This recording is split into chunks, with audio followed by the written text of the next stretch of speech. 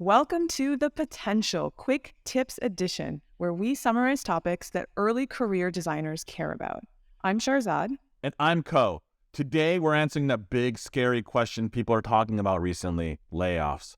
And should you be worried? We're going to tell you what signals mean it is likely to happen, what signals mean it isn't likely to happen, and stick around until the end when we tell you how to know if it might happen to you. When you're looking for signs of a layoff, you have to look internally inside the company and externally to what's going on in the world. And that's called macroeconomic conditions. Examples of that is inflation, rising interest rates, or other companies laying people off. Basically, whatever people are freaking out about in the world, that's the signals that you should be looking for. And when you're looking inside the company, look for a vibe shift as it relates to money. Has the language changed recently? Maybe suddenly people are mentioning investors or the board where they weren't before. Or maybe things have gotten weirdly silent about money. If you can, find out if the company's meeting its financial targets. This is essential information. When a company has not been able to meet its targets, drastic measures might be coming. Now, there are also signals that a layoff maybe isn't coming.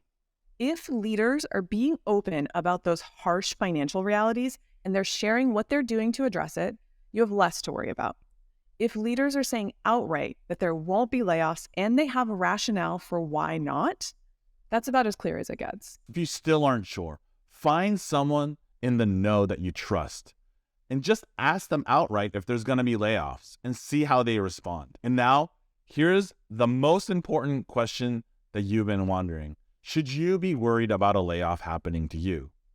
Sharzad, how can someone find out if they're likely to get laid off? The first thing is always performance. If you've been labeled a poor performer or your team hasn't been meeting company goals, even if it is not your fault, if you just ended up in a bad situation, unfortunately, that is a big risk factor for getting cut. There are also types of teams that are more likely to get laid off. If your team works on future-facing research and development, stuff that isn't likely to ship anytime soon, you might get laid off.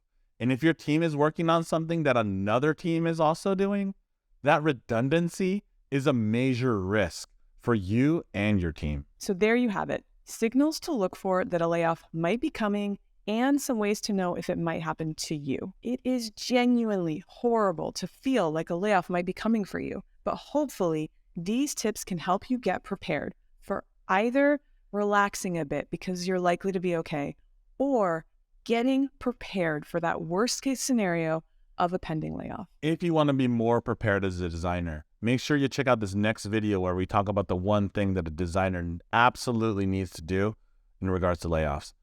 And if you do get laid off, remember that it happens to everyone. Good luck out there.